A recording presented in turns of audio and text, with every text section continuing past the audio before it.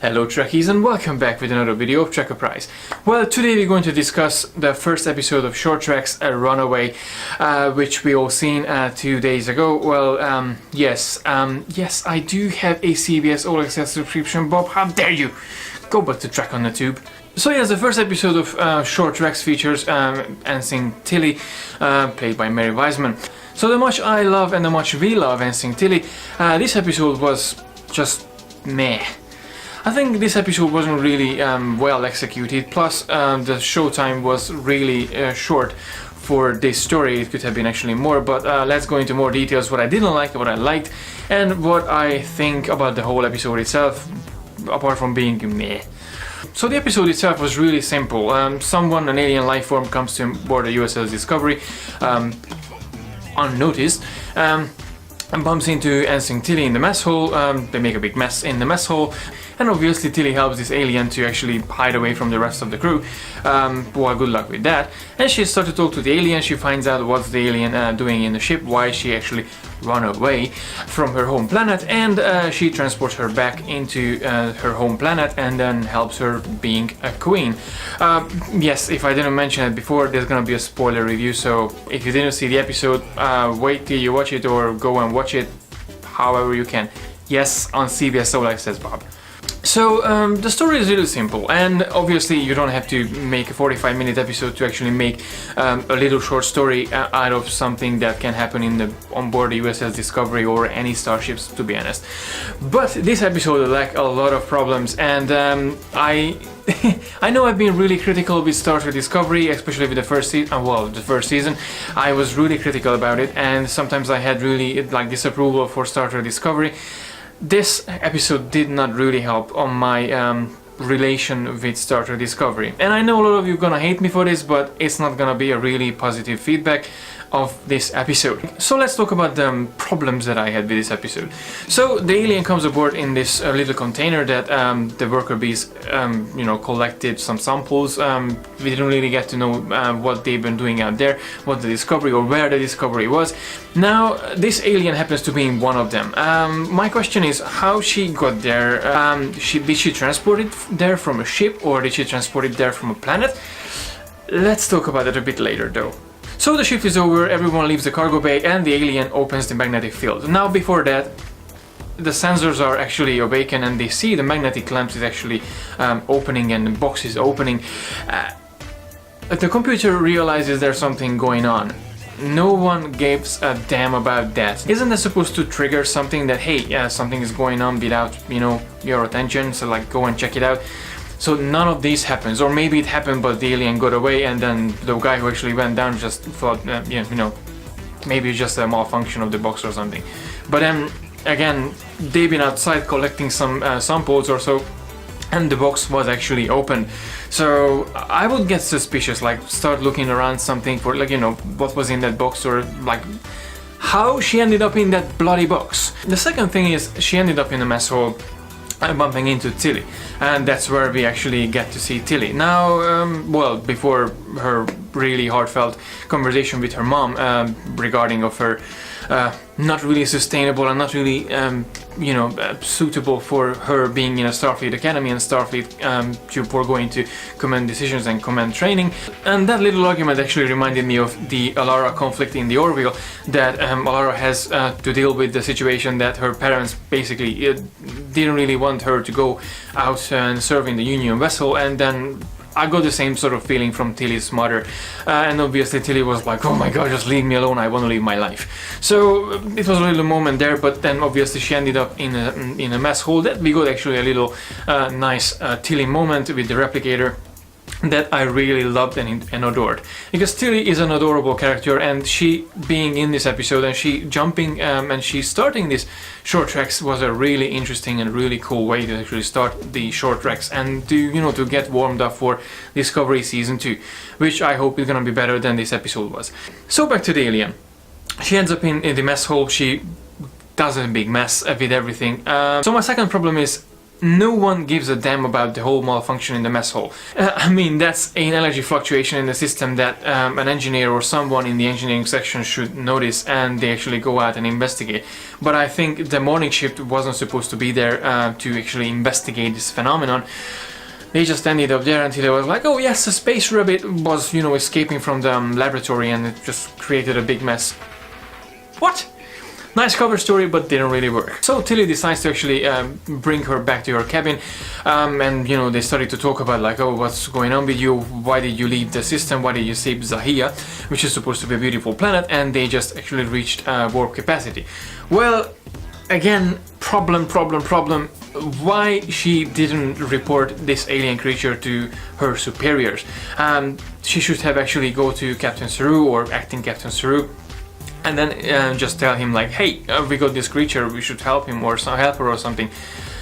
This never happened, and she should get court-martialed for this, because hiding an alien creature from everyone, that's not really something that you should do in a Federation starship. Now, if this will reveal in any future episodes, or she gets in trouble because of that, she going to lose her job or position probably in the Federation starship Discovery. Moving on, we end up in the transporter. Well, how did they end up in a transporter? Again, unnoticed. Okay, one would say Poe had an ability to actually hide herself away from everyone. But they just casually walked down to the transporter in daytime. Apparently the shift was morning shift that supposed to happen, and in the morning, if you start using the transporter, you have to have a clearance for that. Not to mention you transporting an alien creature somewhere so far away into a planet. How did Into Darkness technology got into Discovery? I have no idea. Or maybe the Discovery was around the planet Zahia, but Tilly was actually surprised at how the Zahian, got into the starship, because Zahian was just a really recently warp-capable society. Maybe the Discovery was around. Maybe something happened and this technology was available in Discovery, or is available in Discovery. But it just doesn't make any sense. How can you just use the transporter without clearance? And obviously if you transport someone, that's gonna have a log. And even though Tilly is an engineer, I just question her methods to transport an alien creature back to her home planet, which God knows where it is. Plus actually delete the records of this actual creature from the log. So she violated multiple Federation and Starfleet laws, in this case multiple Starfleet regulations, and I just don't see the logic in this whole act that she actually performed. Okay, before I conclude the whole thing, let's talk about Poe as well, because she was the second part in this episode. She provided a plot for this episode. Well, Poe's character wasn't really convincing. First she comes aboard to Discovery as a space alien, a space creature, and she starts acting as a space animal. Even some spike coming up from her back, and she starts like an animal language, and she acts as an animal, but then suddenly when a communicator is there, she starts talking human and she acts human and everything. So the transition between animal and human just was like a blink of an eye, which I could expected something more in a sense, even though I know it's 15 minutes, but I was expecting something more, not just a subtle change, like, do I understand this creature? What the hell is happening with this creature? The whole story that she presented to Tilly wasn't really touching at all, like, oh, my planet is my sister and I'm born to give something back to my sister. And she's becoming a queen in a very young age. And please don't hit me for this, but her story was just ridiculous, and being a queen in the age of 17 just reminded me of the Queen of England, because she became a queen fairly early, in a fairly early her in age. So it's like, are we getting a Queen of England situation in here? And she was talking about climate change at one point, because how the dilithium mines are going to affect the planet. Nice story, but again, time wasn't really enough to actually explain everything. So my biggest problem with this episode, above all this, time. So overall, if the episode is a bit longer, like 30-40 minutes, I think it would have been much better for the sake of the story itself.